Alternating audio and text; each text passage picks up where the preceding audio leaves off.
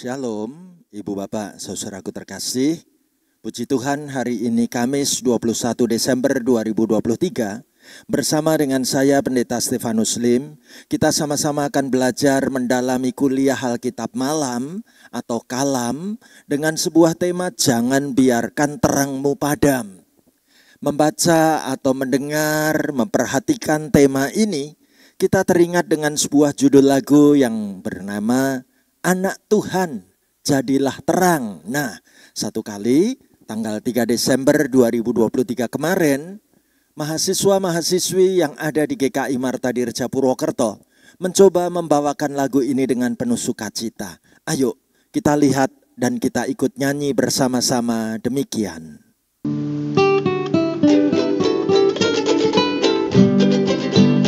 Anak Tuhan, jadilah terang yang tidak padam karena Tuhan. Anak Tuhan, jadilah terang, membawa Injil dalam hidupnya. Anak Tuhan, kita semua jadi terang bagi sesama. Anak Tuhan, kita semua jadi garam dunia. Anak Tuhan, jadilah terang, membawa Injil dalam hidupnya. Anak Tuhan, kita semua jadi terang bagi sesama. Anak Tuhan, kita semua jadi garam dunia. Anak Tuhan, jadilah terang, membawa Injil dalam hidupnya. Membawa Injil dalam hidupnya. Membawa Injil dalam hidupnya.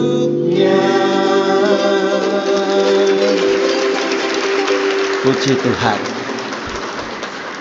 Mari sekarang kita menyiapkan diri kita untuk mengikuti pelayanan firman Tuhan dengan kita berdoa bersama. Mari kita berdoa. Terima kasih Tuhan, hari ini kami punya waktu untuk belajar mendalami sabda firman-Mu. Kami mempersilahkan Tuhan menerangi hati kami dan pikiran kami dengan sabda firman-Mu. Pakailah hamba-Mu ini melayankan firman-firman-Mu Tuhan. Kami semua yang mengikuti siaran online ini, baik dari dalam kota Purwokerto maupun dari berbagai tempat di luar kota Purwokerto, kami mau belajar tentang sabda firman-Mu. Berbicaralah kepada kami Tuhan, kami siap sedia menyambut pelayanan firman Tuhan hari ini. Kami menyerahkan waktu-waktu kami merenungkan firman-Mu, diberkati dalam nama Tuhan Yesus. Haleluya. Amin. Ibu Bapak, saudaraku terkasih, dengan kita mendalami sebuah tema jangan biarkan terangmu padam, sekaligus kita akan mendalami sabda firman Tuhan dari Injil Matius 5 ayat 14 sampai dengan ayat yang ke-16. Saya mau mengajak Ibu Bapak, Saudara-saudari bersama-sama dengan saya ikut membaca Injil Matius 5 ayat 14 sampai dengan ayat yang ke-16. Ayo kita ikut membaca mengucapkan firman Tuhan bersama-sama begini. Kamu adalah terang dunia. Kota yang terletak di atas gunung tidak mungkin tersembunyi. Lagi pula orang tidak menyalakan pelita lalu meletakkannya di bawah kantang, melainkan di atas kaki dian, sehingga menerangi semua orang di dalam rumah itu. Demikianlah hendaknya terangmu bercahaya di depan orang, supaya mereka melihat perbuatanmu yang baik dan memuliakan Bapamu yang di sorga. Amin. Ibu Bapak, saudaraku terkasih, saat ini kalam kita akan menyoroti tentang jangan biarkan terangmu padam. Mungkin di awal kalam ini kita sempat bertanya-tanya, Pak Stefanus, apakah terang kita itu bisa padam. Lihatlah gambar lampu mercusuar ini. Lampu ini menjadi penanda bahwa di situ ada daratan. Ketika orang-orang yang berada di atas kapal mencari di mana pelabuhan terdekat. Panduannya adalah lampu mercusuar. Melihat lampu mercusuar berarti di situ akan kami temukan pelabuhan, akan kami jumpai daratan. Nah, Ibu Bapak, saudaraku, ternyata lampu mercusuar juga bisa padam ya. Ketika ada gangguan listrik atau gangguan bohlam sehingga nyala itu kemudian padam. Persoalannya, apakah nyala iman kita bisa padam di tengah jalan? Nah, untuk menjawab pertanyaan ini, saya ingin menceritakan dengan sebuah kisah tentang dua orang anak Tuhan yang bernama Michael dan Stefanus. Saudaraku, dua orang Kristen yang saat itu terdampar dan tersesat di tengah-tengah lingkungan padang gurun di Timur Tengah. Orang Kristen yang pertama bernama Michael dan yang satunya bernama Stefanus. Apa yang terjadi ketika mereka tersesat dan terdampar di area padang gurun Timur Tengah? Bagaimana mereka diceritakan hampir mati kelaparan. Mereka berdua hampir mati kehausan, bahkan berjalan pun sudah terhuyung-huyung. Melintasi padang gurun yang panas terik macam begitu. Yang mereka bisa lakukan cuma satu. Bagaimana mereka berdoa terus menerus, Tuhan tolonglah kami. Apa yang terjadi? Ketika mereka terus menerus berdoa, Tuhan tolonglah kami. Benarkah Tuhan menolong mereka? Puji Tuhan. Tiba-tiba mereka melihat bagaimana di arah depan sana tampak sebuah bangunan masjid. Dua orang anak Tuhan ini merasa sangat bersyukur. Kami punya kesempatan untuk bisa mendapatkan dan meminta pertolongan. Namun dalam perjalanan mendekati masjid yang jaraknya sudah semakin dekat itu, dua orang ini terlibat diskusi, terlibat obrolan dengan topik kita pilih ganti nama atau tidak. Maksudnya apa? Karena saat itu Michael tiba-tiba berkata begini, kita harus ganti nama, yuk. Pura-pura jadi orang muslim. Biar nanti kita mendapat makanan dan minuman, yuk. Bukankah tempat yang akan menolong kita ini adalah masjid? Aku memilih akan ganti nama jadi Muhammad. Itu kata Michael. Mendengar rencana Michael, apa yang dikatakan oleh Stefanus? Stefanus mengatakan, aku tidak mau pura-pura jadi orang lain. Namaku biar tetap Stefanus saja. Apa yang terjadi, saudaraku? Michael sudah mantap dengan keputusannya ganti nama. Stefanus tetap tidak mau ganti nama. Pertanyaannya, siapa di antara dua orang itu nanti yang akan mendapat pertolongan? Ternyata di dalam masjid itu, imam yang menjadi pimpinan di masjid itu ditemani dengan pembantunya, menerima dua orang yang tersesat itu dengan senang hati. Bahkan mereka memperlakukan dengan penuh kasih. Lalu sang imam dan pembantunya ini mengajak ngobrol. Pertanyaannya adalah saat imam pemimpin masjid itu bertanya, siapa namamu? Tolong dikenalkan satu persatu. Michael berharap, bagaimana dengan mengganti nama, aku akan dapat bantuan. Maka Michael berkata, namaku Muhammad. Lalu Stefanus memperkenalkan dirinya. Nama saya Stefanus, tapi tanpa lim. Gitu ya. Nah, apa yang terjadi? Siapa yang akan mendapat pertolongan? Ternyata imam pimpinan masjid itu segera mengatakan kepada pembantunya, tolong ambilkan makanan dan minuman hanya untuk Stefanus yang tanpa lim. Satu orang ini saja. Wah, kaget sekali Michael. Kenapa begitu? Ternyata saat Michael bertanya, kenapa kok aku nggak dikasih? Imam itu menoleh kepada Muhammad sambil berkata, mudah-mudahan Anda masih ingat kalau sekarang ini masih dalam bulan puasa, bulan Ramadan. Wah, saudaraku terkasih, kisah cerita ini mau mengatakan apa? Mau mengatakan bahwa ternyata ketulusan hati, kesungguhan untuk meminta pertolongan Tuhan itu selalu ada jawaban yang tepat. Maka nasihat firman Tuhan hari ini mau mengajak saudara dan saya mengimani firman Tuhan sama-sama. Yuk kita baca, kita ucapkan demikian. Kamu adalah terang dunia. Kota yang terletak di atas gunung tidak mungkin tersembunyi. Lagi pula orang tidak menyalakan pelita lalu meletakkannya di bawah kantang, melainkan di atas kaki dian, sehingga menerangi semua orang di dalam rumah itu.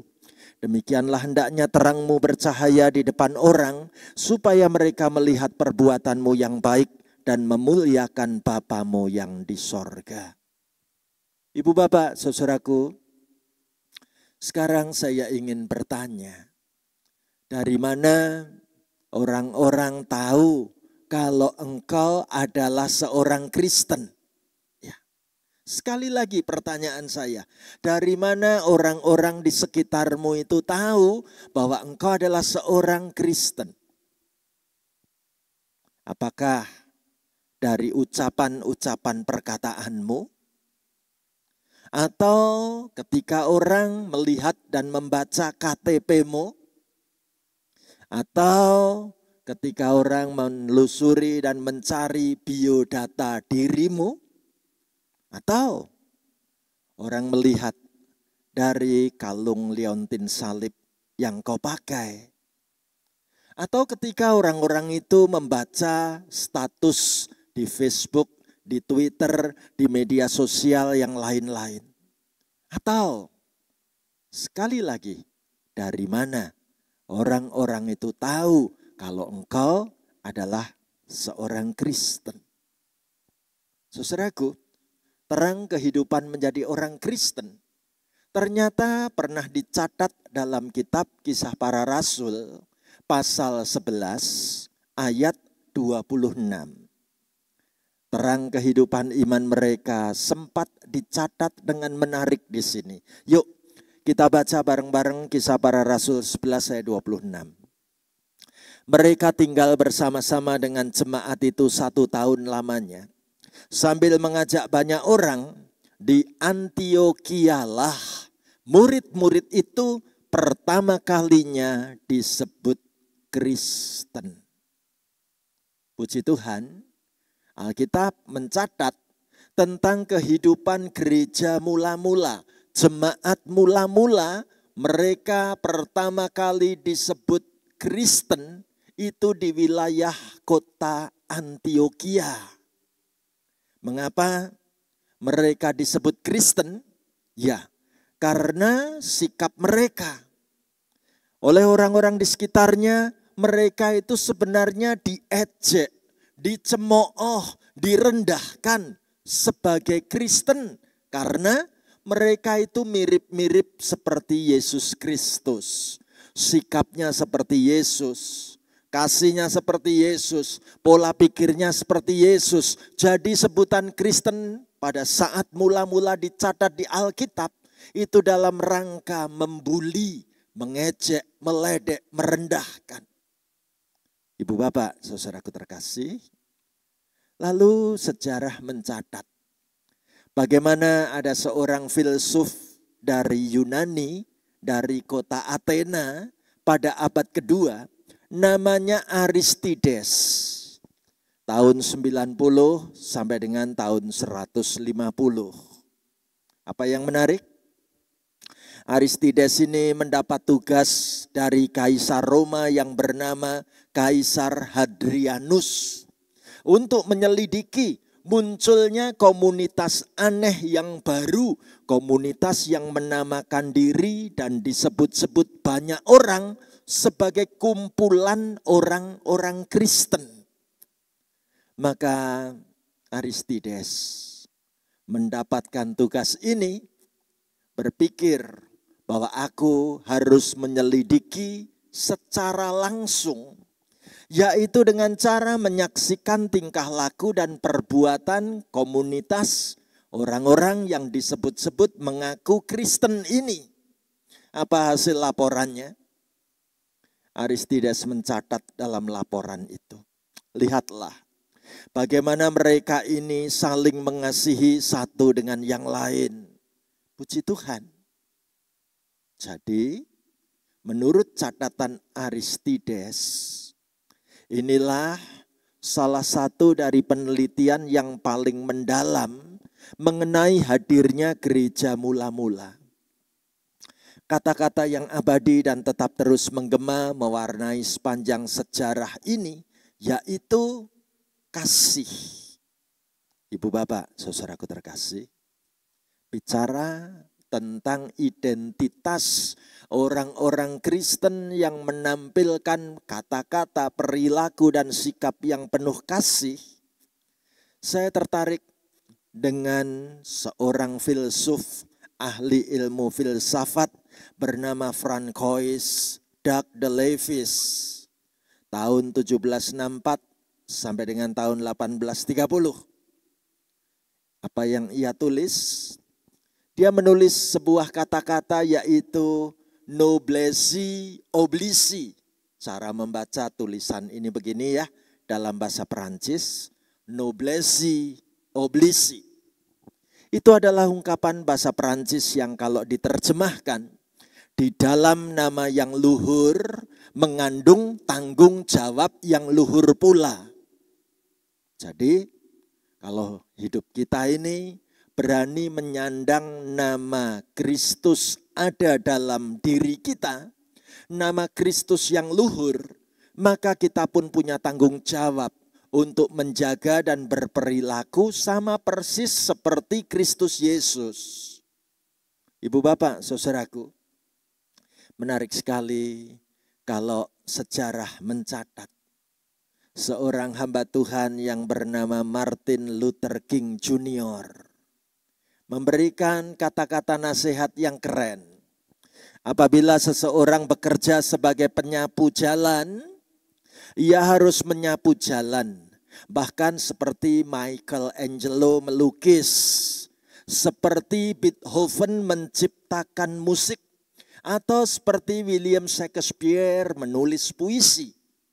Ia harus menyapu dengan begitu baik, hingga semua penghuni sorga dan bumi akan berhenti sejenak untuk berseru. Di sini hidup seorang penyapu jalan yang besar yang melakukan pekerjaannya dengan sangat baik. Puji Tuhan. Apa yang dikatakan oleh Martin Luther Jr. ini mau menunjukkan kepada saudara dan saya bahwa ternyata apapun pekerjaan kita, kita mesti menampilkan pekerjaan dan jati diri seperti Kristus ada di tengah-tengah dunia ini. Untuk itu, mari hari ini kita sama-sama kembali merenungkan bacaan firman ini dengan kita baca sekali lagi sama-sama demikian. Kamu adalah terang dunia. Kota yang terletak di atas gunung tidak mungkin tersembunyi. Lagi pula orang tidak menyalakan pelita, lalu meletakkannya di bawah kantang, melainkan di atas kaki dian, sehingga menerangi semua orang di dalam rumah itu. Demikianlah hendaknya terangmu bercahaya di depan orang, supaya mereka melihat perbuatanmu yang baik dan memuliakan Bapamu yang di sorga. Puji Tuhan. Ibu Bapak, saudaraku terkasih, hari ini firman Tuhan mau tunjukkan buat saudara dan saya. Bagaimana Tuhan memilih hidup kita semua menjadi terang dunia. Membawa terang di tengah-tengah dunia yang gelap. Supaya pelita itu kalau dinyalakan betul-betul ditaruh di tempat yang tepat. Untuk bisa menerangi semua orang di dalam rumah, bukan ditaruh di bawah. Begitulah hendaknya terangmu.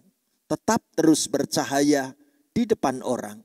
Supaya banyak orang melihat perbuatanmu yang baik dan memuliakan Bapamu yang di sorga. Siapkah saudaraku? Kita bersepakat untuk tidak membiarkan terang kita padam.